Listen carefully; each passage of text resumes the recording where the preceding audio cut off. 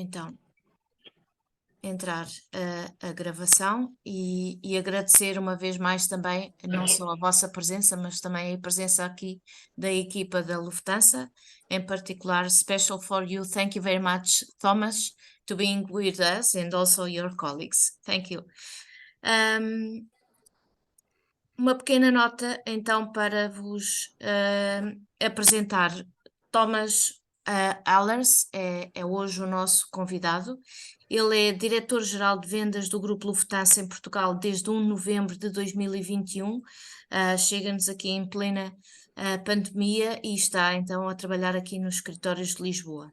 Ele é responsável para as atividades comerciais e de vendas de todas as transportadoras do Grupo Lufthansa, portanto que inclui não apenas a companhia Lufthansa, mas também a Suíça, a Austrian Airlines, a Brussels Airlines e a Eurowings, que servem os 5 destinos de Lisboa, Porto, Faro, Funchal e Ponta Delgada.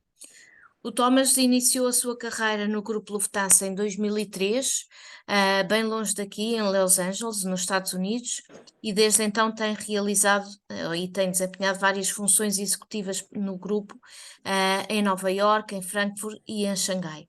Algumas das áreas em que adquiriu a sua experiência incluem a direção de vendas, desenvolvimento de negócios, marketing, assistência e gestão de projetos. Ao longo de 5 anos foi também assistente do membro do Conselho de Vendas e Marketing e na sua mais recente missão internacional, antes de chegar aqui a Portugal, liderou a equipa responsável pelas vendas de produtos e programas do Grupo Lufthansa para a China em Xangai.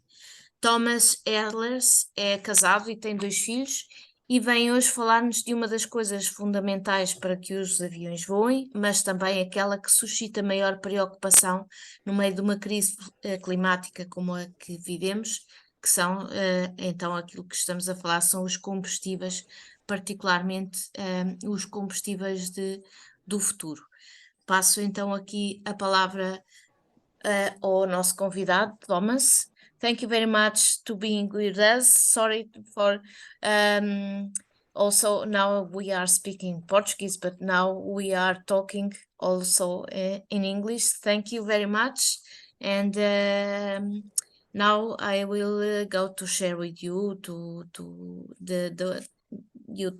speak with us. Thank you. Thank you very much. At first, can you hear me okay? Yes. Okay? We tested before, but you never know if the microphone works well or not. Okay. At first, thank you very much for having us. You already did a thorough introduction for me, so there's not much to add. Honestly, as you said, much more than I would have done, but thank you for the nice introduction. And my Portuguese is getting there, so I understood most of it, but speaking, I don't feel so confident, so sorry to make you or listen to me here in English. So besides me, also I have my 2 dear colleagues here. To my left, to your right, I think, is Lizette Franco. She is an account manager here in Portugal for the Lufthansa Group. And next to her is my colleague, Maria João Torres, also as an account manager here in Portugal. And we have said we will share the presentation a little bit because they know much more than me. So that's why it's good to also let the experts speak. How we have foreseen this, so we have prepared a presentation. We don't want to talk only about Lufthansa because it's a general topic and it's an industry topic. And that's why we said we go one step back to have a look at the industry and what's also at technology. And then also, of course, we will say later what we are offering, but also other airlines have similar offers in the market. But I think we can only speak for ourselves, so that's just an example. But that's how we thought we would structure the presentation today. So without any further ado, I would start sharing the presentation that we have prepared. Let me see when you can see it. Put it in 1 second. Is it the full screen or is it still? No, it's not. Okay, then let me go back. We tested it before. I clicked on the wrong one. This one is the right one. I hope. Better now? No? Yes. Yeah. Okay. Yes. Okay, thank you. So thanks again for giving us opportunity to speak here today in front of you about this really important topic for all of us and for the generations to come even more. I also too have young children, as Rita said, so it's really close to our heart, not just because it's our job, but also because we really believe in it. So before going into the sustainability topic, I think most of you know our company, but nevertheless, I still wanted to give you a quick overview of who we are and what we do. So only 2 slides, no worries, not too much. So we have currently 110,000 employees working within the Lufthansa Group worldwide from 177 nationalities. We have 826,000 flights per year, carrying 102 million passengers. This was last year. This year might even be more. In the summer, we serve 320 destinations. In the winter, it's 250. I have it on the next slide. And overall, we operate a fleet within the Lufthansa Group of 710 aircraft. Maybe more relevant for today is also we have a lot of fuel-saving projects going on, and we will come to this in a minute. And we also have more than 450 intermodal connections. That means we are replacing flights with trains and buses, which will also contribute to our sustainability efforts. So much about the Lufthansa Group in a nutshell. And just one more slide about the company. As I just said, it's 320 destinations in the summer we are serving, but as the winter schedule just started, now we are serving 250 destinations for the winter 23-24 in 101 countries. And you can see the geographical scope. So North America, South America, Asia Pacific, Middle East, Africa, but the majority is definitely in Europe, where we have 140 destinations in 42 countries. And just, I know Rita said it, as a refresher, it's not only Lufthansa we are talking about, it's talking about Austrian Airlines, Brussels Airlines, Eurowings, Lufthansa obviously, Swiss, Air Dolomiti is also 100% Lufthansa, as well as Edelweiss, the Swiss leisure airline, and Discover, which is the Lufthansa leisure airline. And on the photo on the right bottom, there's a little bit of a sneak preview. It's not very good to see, but this is an ITA aircraft. So ITA will also hopefully soon join the Lufthansa Group. We're just waiting for the green flag from the European Commission. And then we will also integrate ITA and extend our network even further. ITA is currently not serving Portugal. We only had 1 flight this year, bringing the Pope to Lisbon. But I'm pretty positive that once ITA is with us and it will continue its growth path, we will have also flights to Italy from Portugal. So this in a nutshell is a refresher who we are. And if I now might go into the sustainability topic for the Lufthansa Group, I wanted to go a step back. I did some internet research just to get a feeling where do emissions come from? So not Lufthansa Group, this is worldwide for all airlines. So you have heard the numbers probably before. It's usually between 2 and 3% of the global CO2 emissions come from the airline industry. So overall, it's not that much. On the other hand, it's also not really little. So we have our share in CO2 emissions, and we definitely have also the willingness and the need to compensate and reduce those emissions in the short and long run. But how is the share between long and short haul? If you look on the bottom, you see the departing flights and the CO2 emission.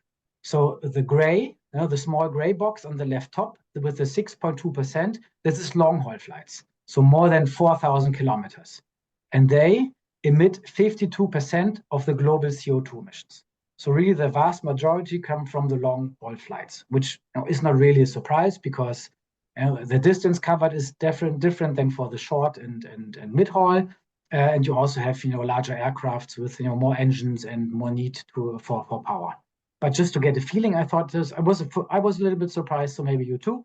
On the other hand, if you look on the light blue and the orange yellow boxes, if you combine those are flights with less than 1,500 kilometers length. that's 75% of the flights, they produce only 25% of CO2 emissions. But I thought it would be helpful to get a feeling like, okay, where do most of the emissions come from? Talking about short haul, so shorter flights, let's say domestically or less than 1,500 kilometers, it's easier for politicians to do something about it because countries can have restrictions for domestic in place. It's more difficult on the European or even worldwide basis. But here I have gathered some information about government restrictions, focusing here on Europe. Of course, there's also others around the world, but what is already implemented? And you might not be aware of all of this, and there's more than this, but just a quick summary. France, for example, they have banned domestic flights if a train connects within 2.5 hours. That's a new law, so flights had to be cancelled, replaced by trains. Sweden and Denmark, they mandate as of 2030 that all domestic flights have to be emission-free. The same for Norway, but they give 10 more years, so that will start as of 2040. But, and I will come to this also in a minute, there are no aircrafts emission-free. So you don't have electric aircrafts, you have tests, you don't have hydrogen-powered aircrafts, but there are already laws and restrictions in place, and that puts pressure on the manufacturers as well as on the airlines. Another example in one of our home markets in Austria is that the Austrian government imposed a 30 euro extra tax on flights less than 350 kilometers. And they have also banned flights that can be traveled within 3 hours by train. Amsterdam, a little bit different, but the Schiphol, the airport in Amsterdam, they plan, it's not put into law yet, but they plan to restrict all private jets. This was pretty big in the media, but they also plan to limit the number of commercial flights. And last but not least here, there's a lot of corporates and institutions. If you follow the link on the left, you can see in Wikipedia, there's lots of universities and so on. So they mandate their employees.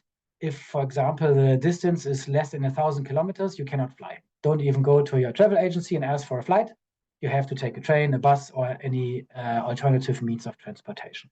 So we already see on the small part of the CO2 emission producing flights, the short haul flights, there are already restrictions in place. And I think we all can agree that it will not be less in the future, even more. But what can we do as an airline industry to reduce, or the best is even stop CO2 emissions? So what does exist and what is the outlook? And it might be a little bit difficult to read at the first glance, but give me a minute, I try to explain. So on the top, you will see the timeline from 2020 to 2050, because 2050 is a pretty crucial date for everyone, not only the airline industry. This is where, following the Paris Climate Agreement, many countries and airlines especially want to be CO2 neutral. So we have also adapted it for Lufthansa. So that is the time frame we are looking at. By then, we will have a neutral CO2 balance. How can we get there? And you can see on the left side, you see from commuter aircraft, so 9 to 20 seats, less than 1 hour flights, via regional, which is like 50 to 100 seats, short haul, 100 to 150 seats, and up to 2 hours flight. Then you have the medium haul, up to 250 seats and up to 2.5 hours of flight, and then the long hauls, with 250 plus seats. So what alternatives do we have, and will we have even more? I mean, this is all with the knowledge that we have today. Maybe there will be an Elon Musk with a different name coming up who will invent the airplane that flies with something we cannot think of today. But even if there is this person with this great invention, it will take a long time to be certified, to be tested, and so on. But this is an overview of what is currently the current knowledge. And if you start with electric aircraft, because we see a lot of electric cars on the streets, so it seems to work. Why doesn't it work for aircraft? And it does, or it will. So there are several companies testing, and they are not ready for mass production, but they have first flights successfully in the air. But the problem is the batteries. The batteries today are just not efficient enough to support an aircraft with either larger one or for longer distances. And it's not foreseen to, unless there's a breakthrough technology, that we will have a solution with electric aircraft in the next years. So here you can see until or as of 2035, so in 12 years, there we might have some options to cover at least the short haul flights with less than 90 minutes and aircraft up to 100 seats. But what we saw before, we are actually looking into replacing those with trains and buses. And trains already today go without CO2 emissions. And so this will help maybe a little bit, but not very tremendously. And the second option there is, and it's being worked on, is hydrogen fuel cell powered aircrafts. The outlook at least is a little bit better, saying that as of 2035, but more 2040, so it's quite a long time, there might be aircrafts available that will cover the medium distance. Not more, but maybe 250 seats, more likely up to 150 seats. But the development is ongoing, and there might be a solution for that, but it will take a long time. And there's another issue with having hydrogen, because it needs to be stored at minus 253 degrees Celsius. So airports need to have a solution for infrastructures and so on.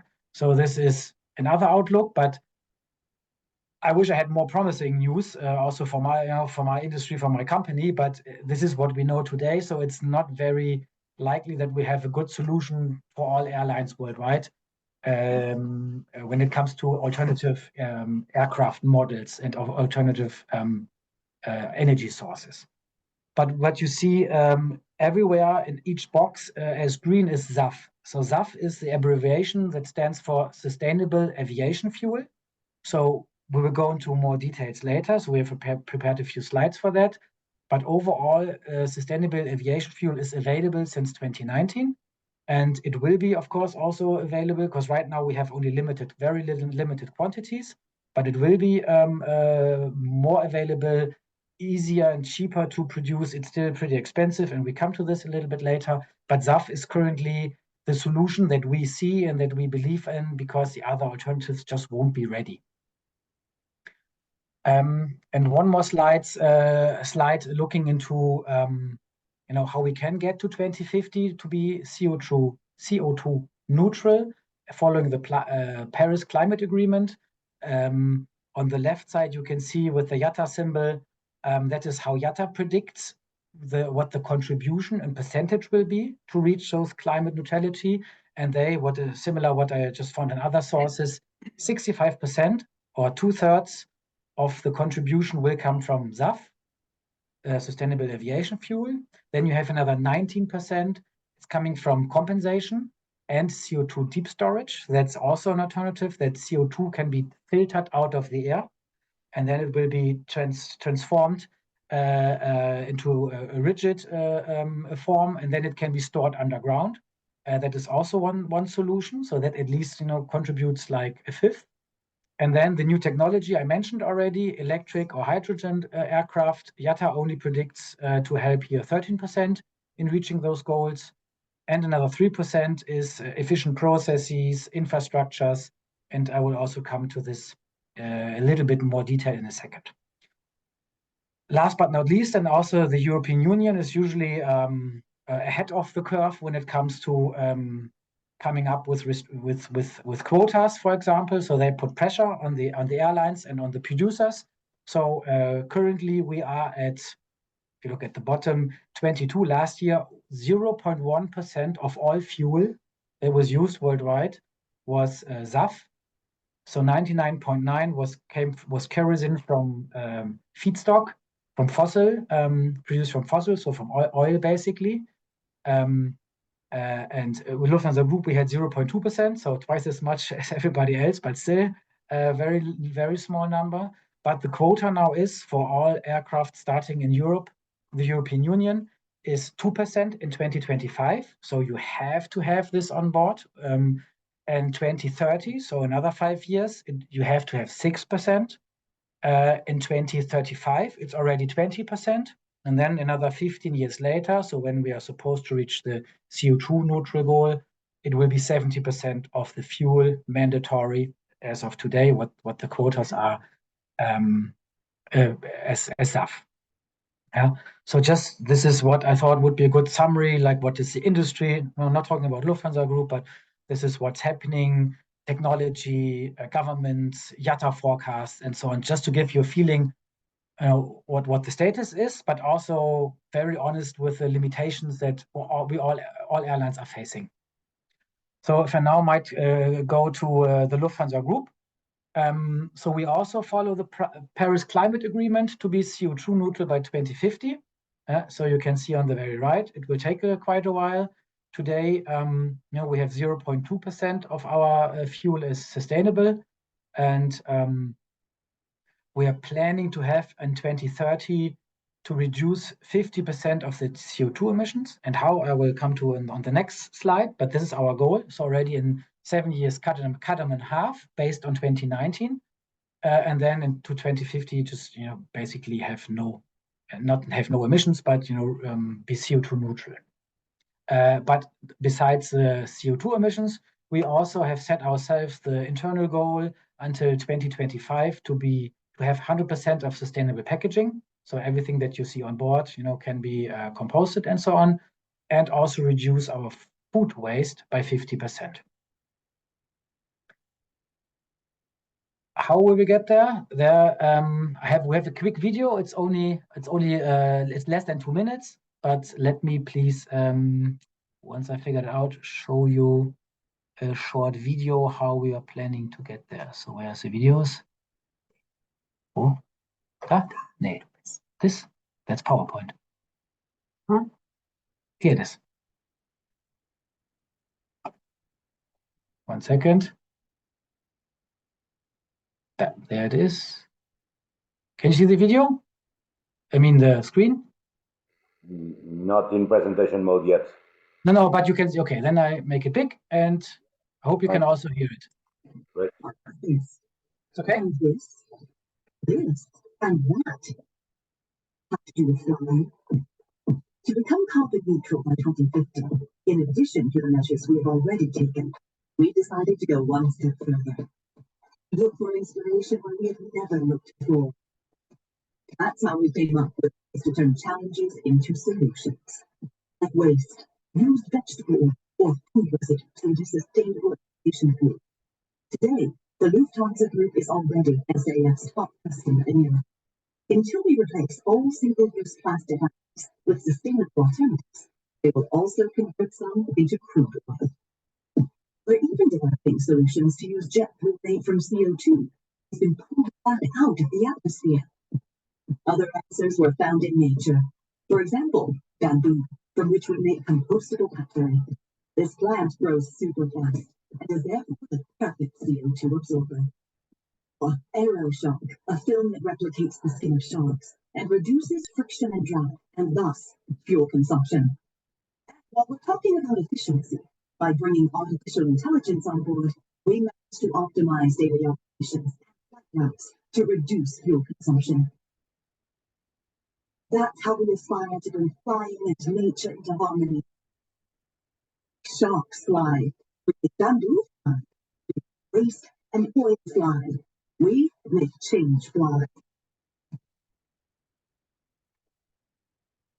Lufthansa Group.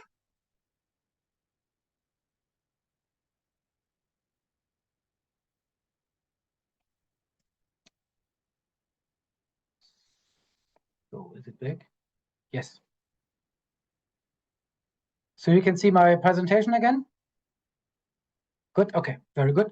So there was a quick, insight into how we are planning to do this.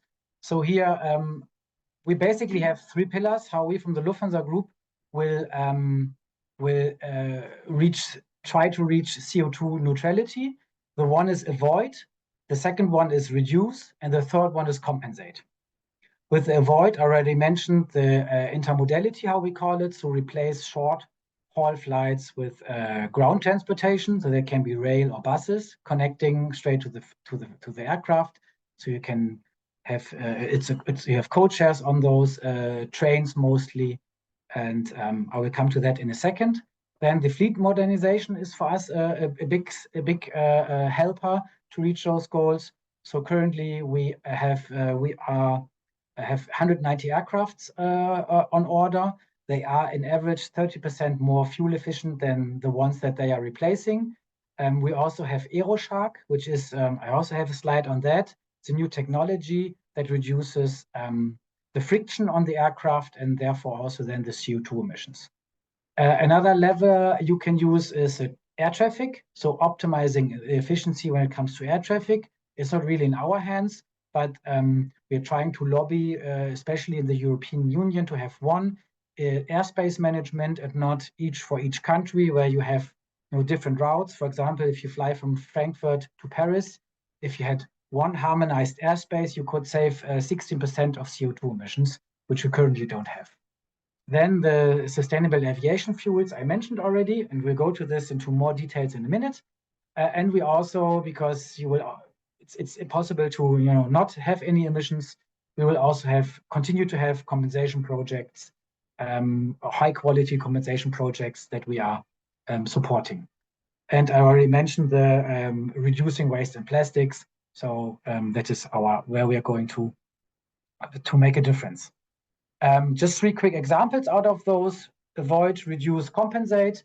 The avoid CO2 emissions. So already today we offer to 40 destinations in our 5 home countries: Germany, Austria, Switzerland, Belgium, and who did I forget? No, that's okay. Maybe it's only maybe they were already included Italy. But we have to 3,000 connections per week, where you can book the train in one itinerary, and as a travel agent, and it's a code share. It's sometimes you can even your luggage is booked through. So that's what we've also done before. Sustainability was the big issue, because it's just more efficient. And we have that, for example, here in our home markets, Austria, with the ÖBB, which is the Austrian rail provider. We have 35 railjet connections.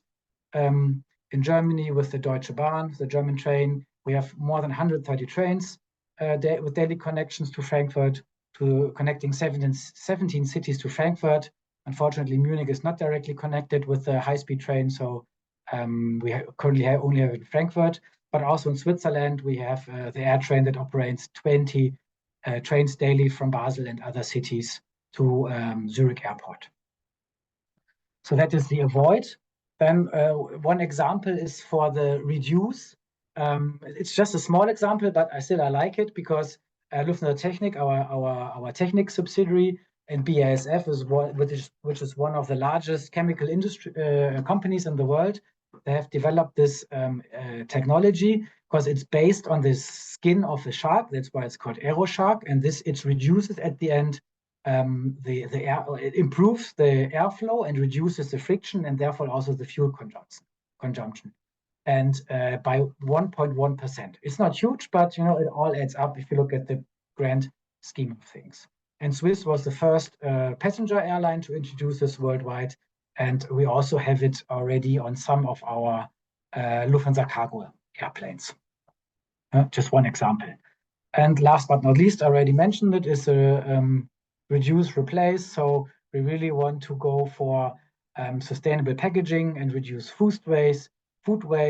So we have different measurements in place. One example is that on the last flight, we sell the food that's still on board. If your aircraft goes ping pong all day, then on the last flight, when we know, okay, we might throw some away, we sell then this food at a reduced price to just get not to have to throw it away, for example. So this, in a nutshell, is how we are trying to reach the 2050 CO2 neutrality.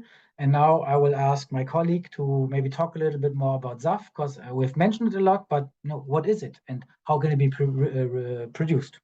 So Okay. Oh, yeah, wow. So You see. after all this explanation from Thomas, we can all might ask what actually is SAF. So SAF, it's here, isn't it? You look at the big screen. Okay. Is it the movie? No. No, not yet. No. So SAF, as Thomas said, it means sustainable aviation fuel, and it's the term for all aviation fuels produced without fossil feedstocks.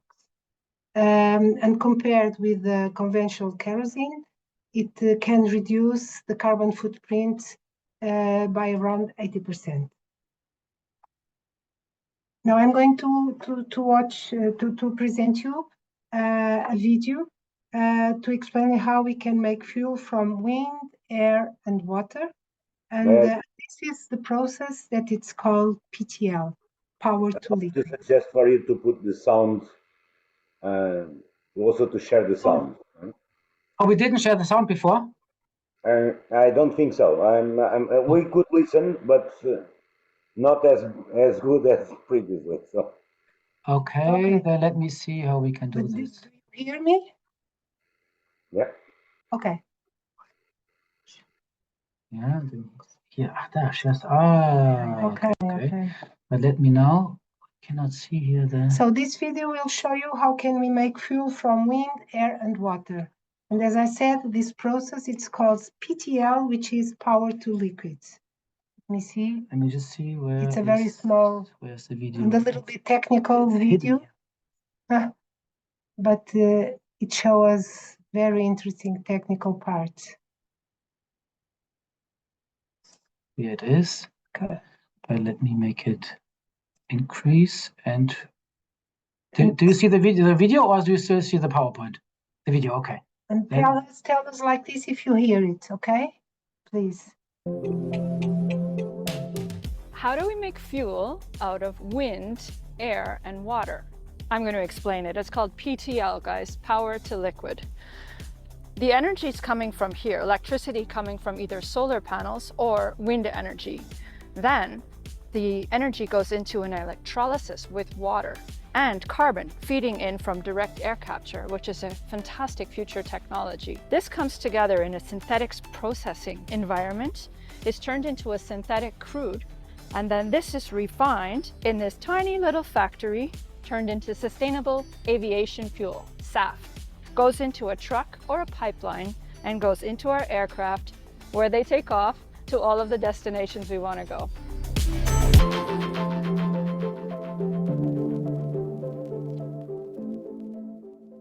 Okay, so although it's a little bit technical, I will show you only 3 slides that explains a little bit where the energy comes from, like the lady told. Let's see, can go again. Do you see the PowerPoint again? Good. Okay, so these are 3 small slides, but I can't change it. No, you can. Okay. No. So as she's told, we can the energy comes from or either from the solar panels or wind energy. Then the energy goes to this electrolysis together with water. And what is very interesting is on the 3rd step, where you have a truck and where you can from the air take out the CO2, and this circulates and then follows the process and turns into SAF. So this is the green power with sun and wind. Then we have also the same with the solar, with panels. That goes also with the supply of the CO2 that was taken from the air. We add the water, and we have this the reactor that produces the gas, and then it circulates and goes and it turns into SAF. And last but not least, we can also use the cooking oil and also the food and the fats, and this can also become SAF. Like we can extract from the oil cooking water, and then we convert into different process, and this becomes on SAF. Of course, this is very technical. It's only as curiosity, and so that you can see what is behind the curtains, but it's only curiosity. The sad part is that we only have since in 2022 only 240,000 tons of SAF, which is very few, which represents only 0.1%, as Thomas mentioned, of the 254 million tons of kerosene that we need in the industry global fuel requirements. So it's really very few, although Lufthansa has already 0.2, because we are really committed on transforming our life in a sustainable industry. We take it really very, very serious. But this 0.1%, I can tell you that, as an example, if we were using it in Lufthansa Group, it will only be able to fly for just under 2 weeks. Imagine, it's nothing. And unfortunately, also SAF for the moment, it's still very, very expensive, 3-4 times more expensive than the fossil kerosene, the one that we use now. As I told you, Lufthansa is really committed and strongly trying to do their utmost, so on researching and testing and deploying SAF. We are one of the 5 largest SAF customers in the world, and we are investing until 2050, 250 million in the procurement of SAF.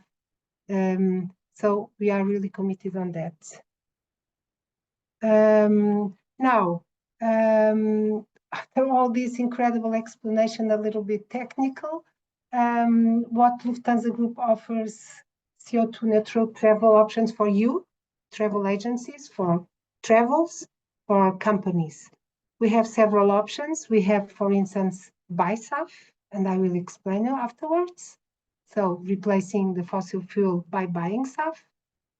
We can also redeem, the companies and the corporates can redeem the points in the Partner Plus benefit program that we have, which is, as the majority of you know, it's our corporate program for small and medium companies.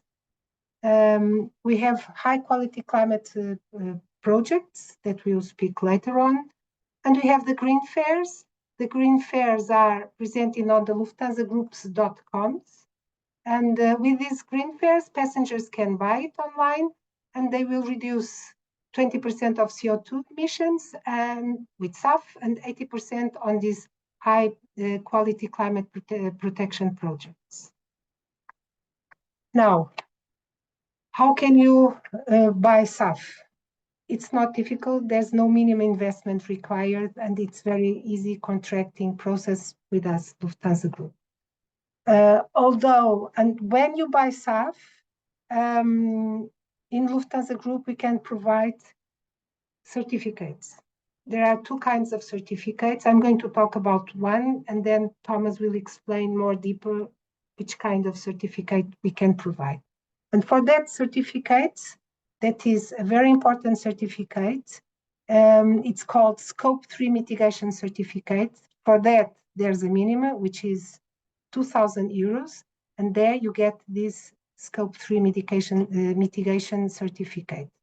It's a very important certificate. Lufthansa Group is the only airline that offers this kind of certification because it's issued by the greenhouse.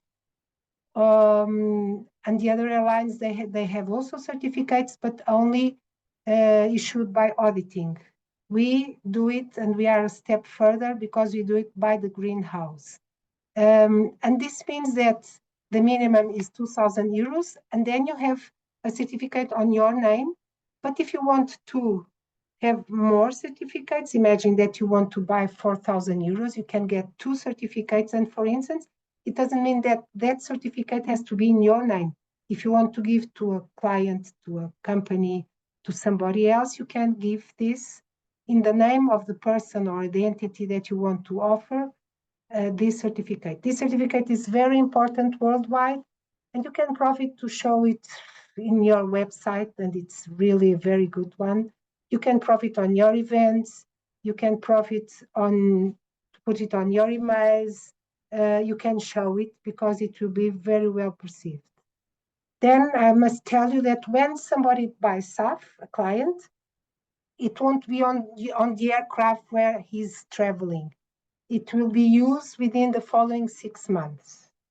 The SAF that we buy, Lufthansa Group, it's a very high standard SAF, and it's certified by the science-based targets, which is a very important and well corporate and driven and ambitious corporate. And as I told you too, we are investing $250 million until 2050 in many, not only on SAF and in many other opportunities. Also, I must tell you that all the fuel, the cooking oils and industrial waste materials are hydrogenated and then refined like fossil fuels by this HEFA process, which is also a very important process. And this HEFA, it's also a very important and well known company. Oh, this now it's Thomas to explain the one that I told you, the Scope 3 mitigation certificate. And Lizette, my colleague, will explain you the other certificate. I'm sorry, I see that Paulo has a question. Can we? I do. I'm not sure whether Thomas is going to answer that or not, but I was going to ask exactly what does the emission mitigation certificate prove? Yeah. Thomas will explain. Yeah, no, we have an extra slide for this because it's very detailed now, but it's also very important. We had a lot of discussion already with our customers because it's not that well known. So the European Union, they have not mandated yet, but they have, what is the English word? So they tell the member countries, you have to do something, and they put it like in a framework, and then it's up to each country to implement it, and that focuses on the reducing CO2 emissions. So for example, France has implemented it. Every company with more than 500 employees have to submit once a year a sustainability report to the government. And then they have to tell them, where did we have emissions? And those emissions are clustered into 3 different scopes. Scope 1 is direct emissions generated by the company's own production. So if you are Renault and you have a factory and then it pollutes, then this is Scope 1. Scope 2 is indirect emissions from this company. So that could be like you have the lights on in the factories, that is then goes into Scope 2. And then there's a Scope 3, that's indirect emissions. And you can read it, it's purchased goods and services, transportation, but also business trips. So at the end of the year, I don't know if Renault is a good example, but this French company has to say, okay, we have 10,000 tons in Scope 1, 15,000 in Scope 2, and 3,000 in Scope 3. And then they have to buy emission. They have to either show that they have measures in place to reduce and to mitigate this. So they can buy those this mitigation certificates from the governments, or they have something in place where they can show, here we plant trees, or we do this, we do that. Yeah, and then at the end, if there's still a balance, then they have to pay. And we can help with those Scope 3. So if the company has business travel, and many have, especially if you have more than 500 employees, you can buy those SAF certificates, or you can redeem your points. As long as it's more than 2,000 euros worth, then we will give you an official certificate that you can use to mitigate. Thank you. To mitigate or to reduce your emissions, so that you have to pay at the end less to the government if you're still over your allotment. So that's why it's very important to understand the Scope 1, 2, 3. 3 is really indirect emissions, and business travel is part of it. And we, if you buy SAF or redeem points to get SAF, at least for 2,000 euros worth, you will get an official certificate that the government will accept. And then you have to pay less if you're still over your CO2 emission balance at the end of the year. So I hope this was clear and understandable, because it's not very easy. And it's not law in Portugal yet. Our lawyers had said the Portuguese government is working on it. So it's just a question of time until they will put it into law. Could be this year, could be next year, but I'm not sure if they have a deadline, but it will definitely come, as some countries already have it. So we already have the partial or your answer to mitigate at least scope 3 in place, and you can contact us. There's an easy contract to it, easy payment process, and then you can use it, for example. I'm sorry, Thomas. And also, you don't pay VAT in these certificates, which is also important information. And so this scope 3, it's really for traveling in our case. And for a company that has lots of staff traveling all the time, this will be measured, and this scope 3 certificates can help a lot on these CO2 emissions that the employees in a company produce.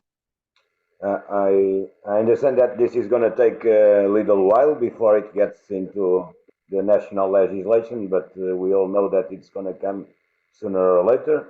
No one really knows when.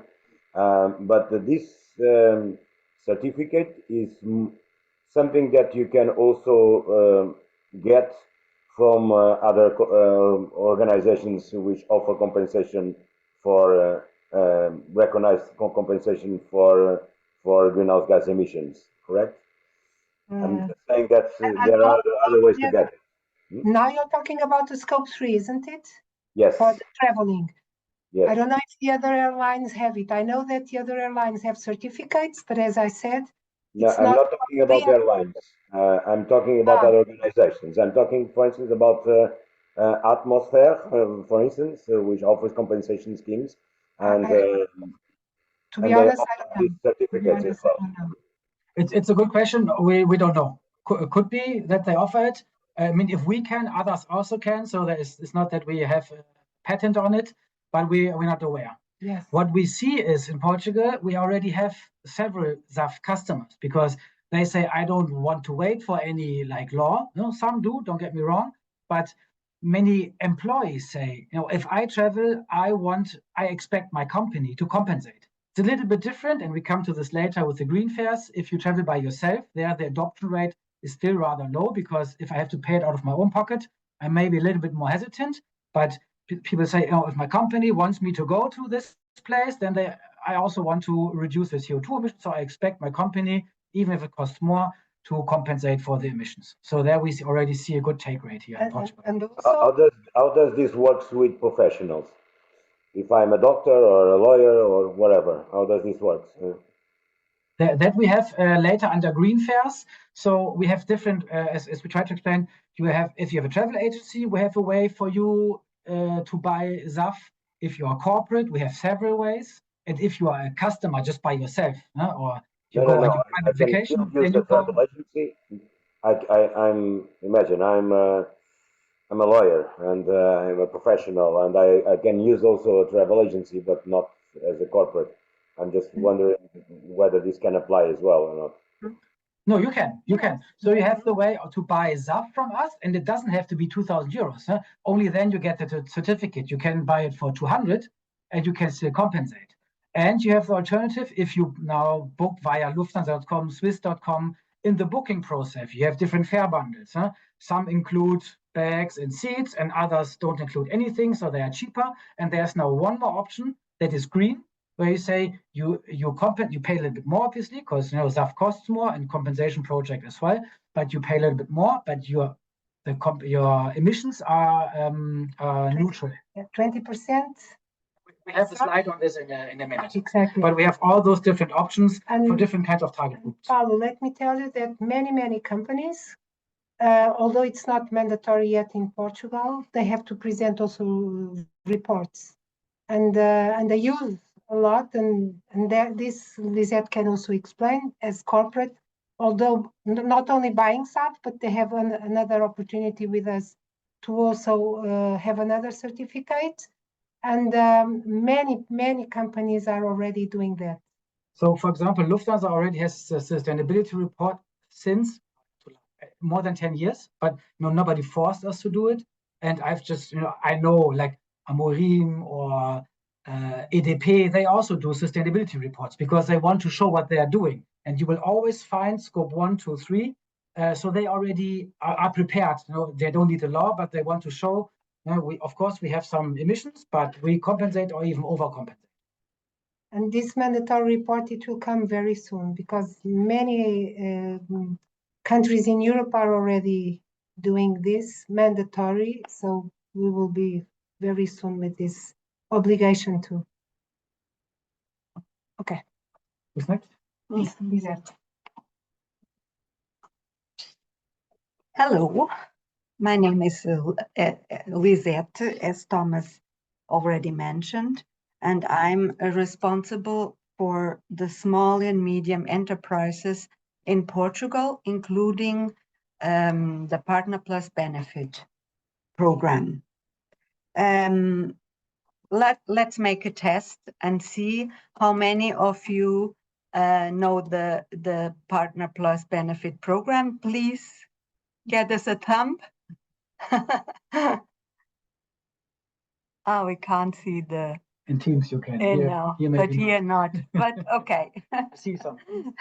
Okay, I will explain in a few seconds what the Partner Plus Benefit program is.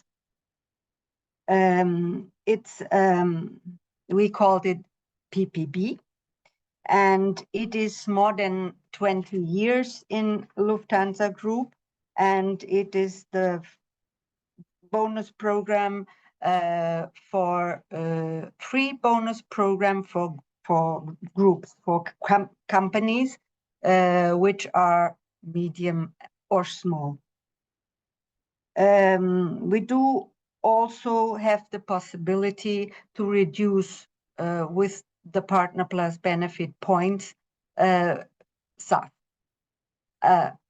Not only SAF, but we have a few other words, but in this case, we want to talk about SAF. So, there it is. The other boxes you already heard. So with Partner Plus Benefit, you can also get the Scope 3 mitigation if you have redeemed 720,000 benefit points. Then you get the Scope 3 mitigation certificate for their eco-balance reporting. That Thomas explained, and also Matthias Raum. You can, in Partner Plus Benefit, you can use the points or say, I want to have, I want also to have 18,000 points, and then you just only get a certificate from Lufthansa, right? So the other way around, we have the possibility to avoid CO2 by buying SAF. So you can say, I want to mitigate 1 ton of CO2 and with SAF, and you have to have 264,000 points. Yeah. Is it? Mm-hmm. We not only have the corporate fairs for the small and medium enterprises, but we have also for the big ones. And the big ones with a bigger footprint, they can have the corporate value fairs. So, as you see, the corporate value fairs is for larger companies, and there we also offer sustainable solutions for the travelers. The first option is for 100% CO2 offsetting by contributing to climate protection projects, which I will talk later. Option 2, you have the possibility to reduce SAF, to reduce CO2 with SAF and climate projects like My Climate.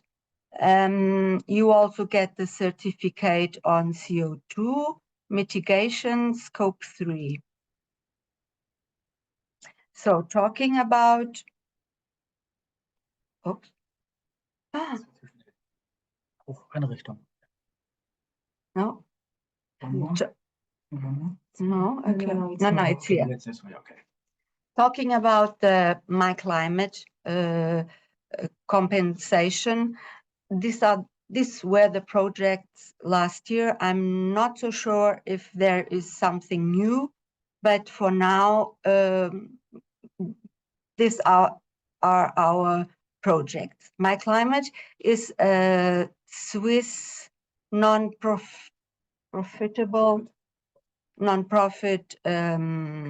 company, and you can see here where we use the compensation. So you can find cook stoves in Burundi or Madagascar or Nigeria, or you can forest in Switzerland, or you can help out the moorland in Germany. So this is one of the 80% of these fairs. So now we're going to the green fairs. The green, we have ways to compensate with partners plus benefit. We can compensate with corporate fairs. And now we have the green fairs, which Lufthansa claims they were the first to introduce these fairs. They should, and this is the point, they should be only for passengers who really fly and book their ticket on our Lufthansa group homepages.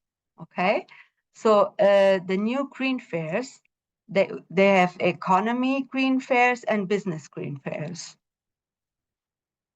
They are available for through Europe, only in Europe, and 20% of the individual CO2 emission are reduced using sustainable aviation fuel, SAF, and the remaining 80% are the climate protection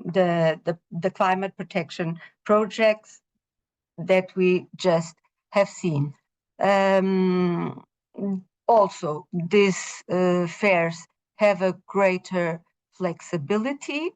They can rebook without a charge, and it's also very nice to have 20% more status and award miles in Miles and More.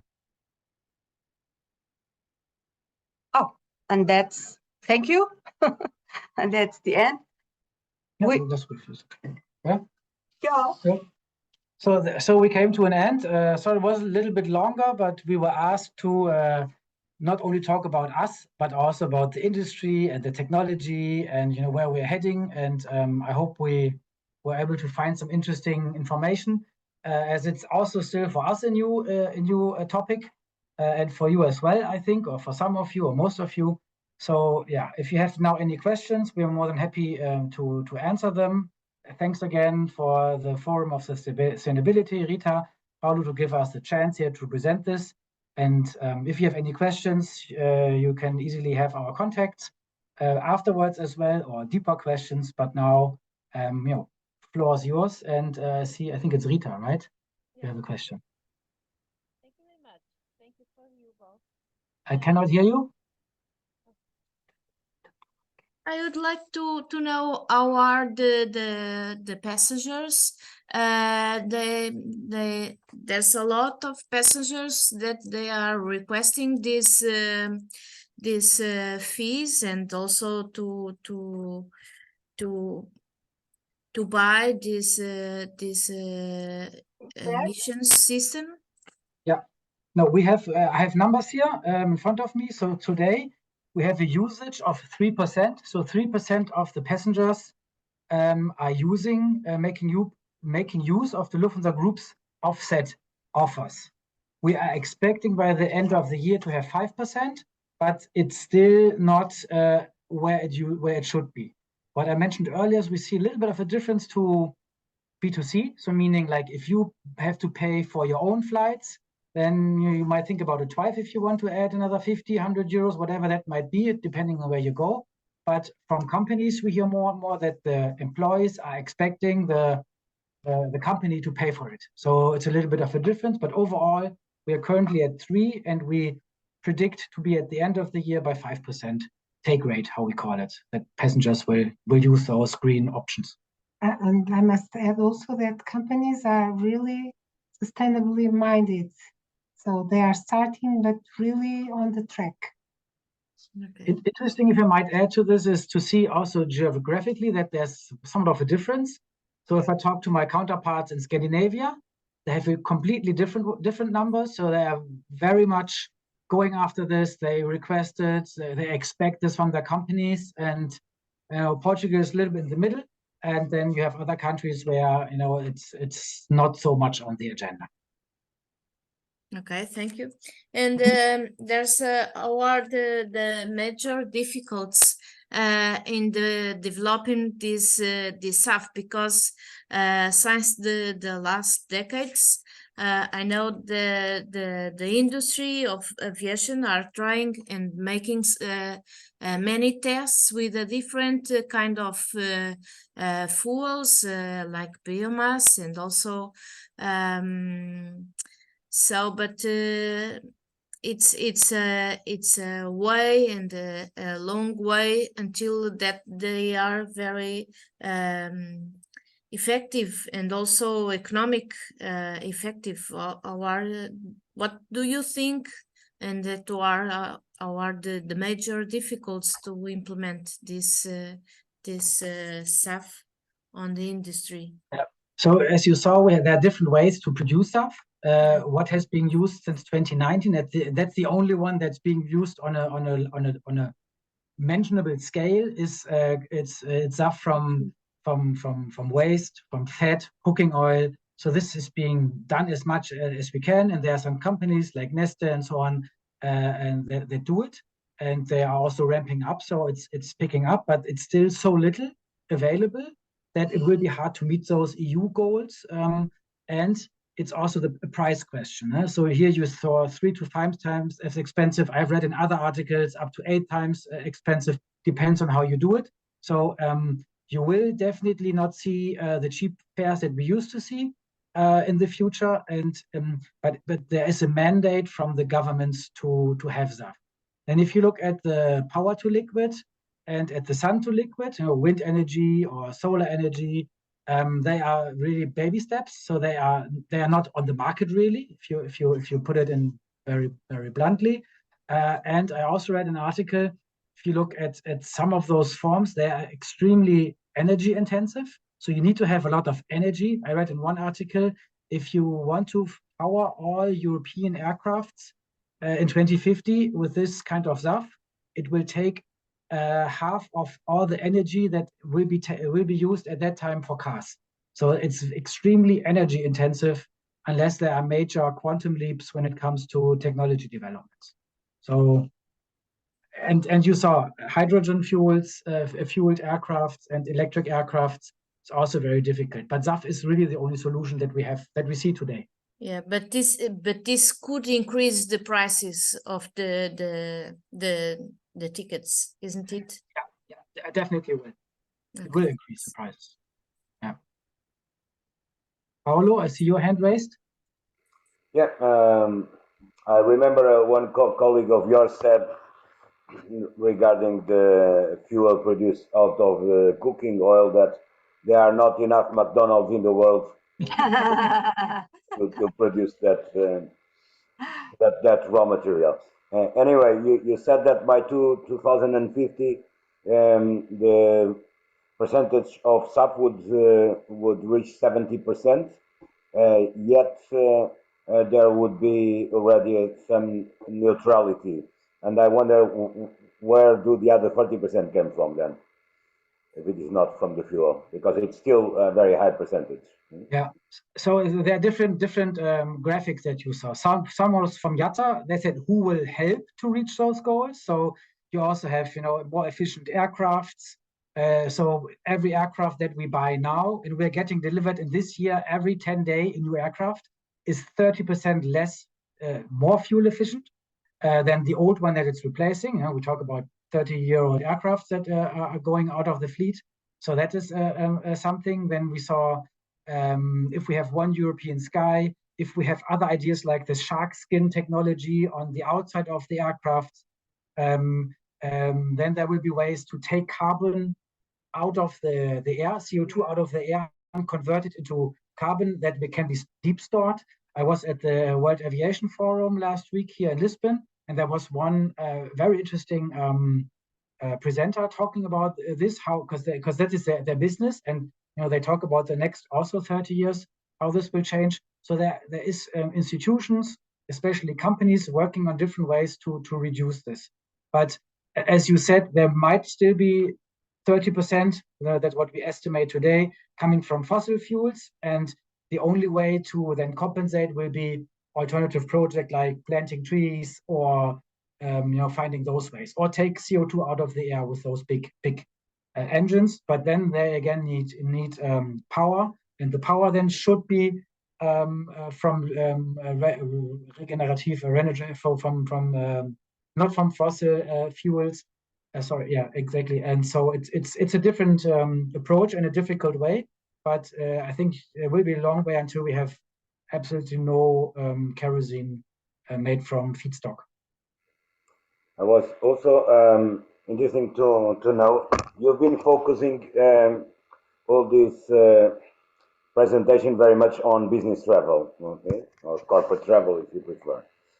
But when it gets to the normal leisure traveler of Lufthansa, and I assume that he also has a chance to compensate whenever he buys a ticket, and I'm curious to find out what is the percentage of passengers that they are currently volunteering to compensate?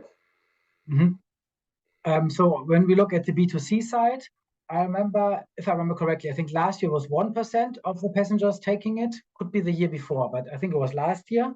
And this is then what we either the green fares, or we have those climate protection projects. So those are the two options for the B2C traveler that, for example, buys their trips on the webpage. And this is doubling. So I think this year we will see 2%. But it's still, you know, 98% of the people say it's too expensive, or I don't want to do it. So it's still very limited. It's very big in the media, but then when it comes then to acting, it's limited, to be honest. You are in any case advertising already, or not advertising, but showing it publicly what is the level of emissions of each flight, aren't you? And is it visible in the tickets? No, I don't think we go that far. As well as we also cannot say, if you know by SAF, you will not. We don't put it on the next flight that you purchased. We just say in the next 6 months. So it's the same with the emissions. I think you know, but that if you are making a reservation using one of the GDSs, either Travelport or Amadeus, you get the information on what is the level of emissions of we also have that on Lufthansa.com. Yeah, no, sorry, we also have that. We also have that on LufthansaGroup.com. Yeah, so you can see how much in your flight you have on CO2. Because it's a dynamic price. If you just buy a flight from Lisbon to Frankfurt, it will be a different price for offsetting the CO2 emissions as if you have a flight from Lisbon via Frankfurt to Tokyo. So it's dynamic. And then of course you pay more because it's more pollution. Okay, yeah, of course. Thank you. But at the moment, we only can have. Any more questions? But we try to. We can try to answer. It's also for us a new topic, relatively new. Yeah. If there's nothing else, feel free to reach out to us. We can go into more details. If there's questions we couldn't answer, we'll definitely try to find out. But thanks, again for joining. Thanks for giving us here the stage, Rita and Paolo. It's a very, very close to our heart topic. I have 2 young children, so I want them to live in a clean world. So we need everyone on board, and we cannot do it by ourselves because many then turn to the airlines. It's a joint effort, and it will cost more, as you said. But maybe we fly a little bit less, and then think about it when we fly, but pay a little bit more, and then have less of emissions for a better world in the future. You're on mute, Rita. Still on mute.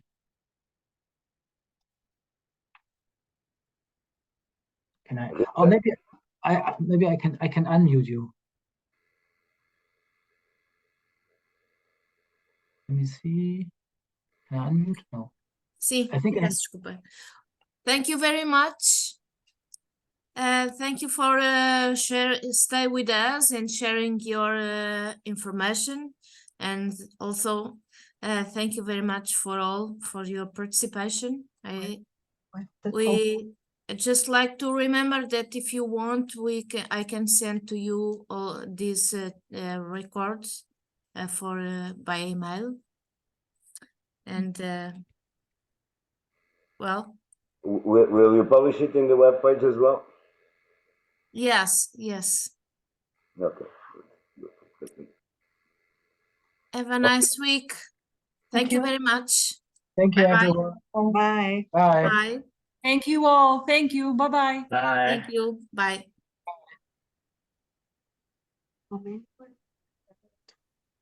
18.